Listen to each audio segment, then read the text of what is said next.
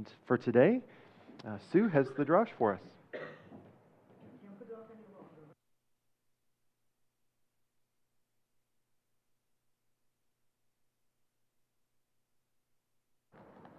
In this Torah portion, Beshalach, meaning after he had let go, God led the Israelites to the promised land through an indirect route to protect them from having to fight.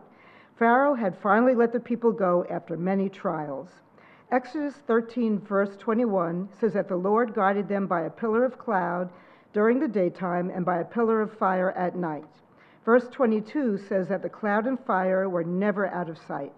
While the people of Israel were camping as instructed, they were frightened when they saw the Egyptians in the distance speeding after them, and they cried out to the Lord to help them.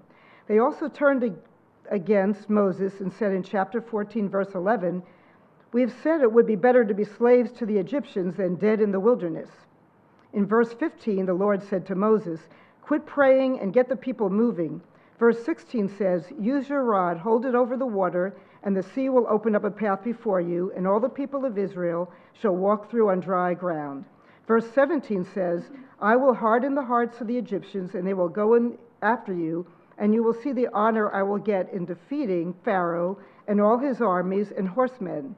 Verse 18 says, "And all Egypt shall know that I am the Lord."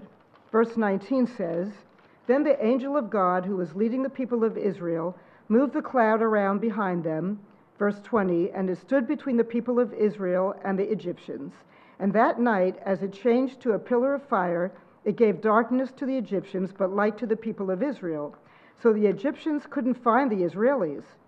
In verse 29, the people of Israel had walked through on dry land, and the waters had been walled up on either side of them. Verse 30 says, "Thus the Lord saved Israel that day from the Egyptians, and the people of Israel saw the Egyptians dead, washed up on the seashore." Verse 31 says, "When the people of Israel saw the mighty miracle the Lord had done for them against the Egyptians, they were afraid and revered the Lord and believed in him and in his servant Moses." However, in chapter 16, verse 3, once in the wilderness, the people say, "Oh, that we were back in Egypt and that the Lord had killed us there, for there we had plenty to eat. But now you have brought us into this wilderness to kill us with starvation." In verses 11 and 12, the Lord said to Moses, "I have heard their complaints. Tell them, in the evening you will have meat, and in the morning you will be stuffed with bread, and you shall know that I am the Lord your God."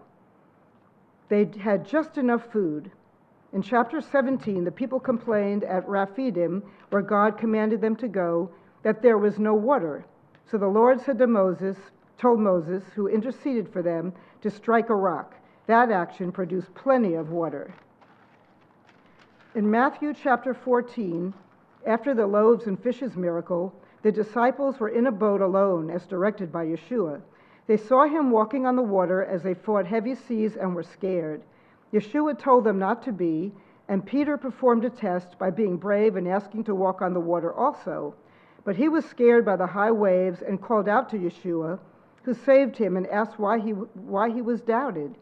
In verse 33, the others were awestruck when the wind stopped and said, "You really are the Son of God."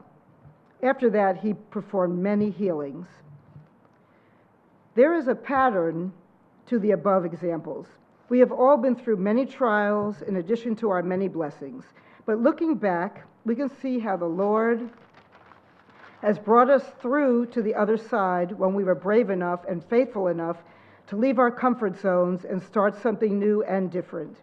We took a leap of faith as God directed us and gave up a lot. He gives us what we need, no more and no less, just like with the manna example. He knows what we need without us even asking, but wants us to reach out to him to help us and take care of us. This shows our faith in him. We can't do anything on our own. We can't see him right now, but he is always with us, guiding us and protecting us. Only coming back to this realization again and again can give us our core of peace and joy. Shabbat Shalom, everybody.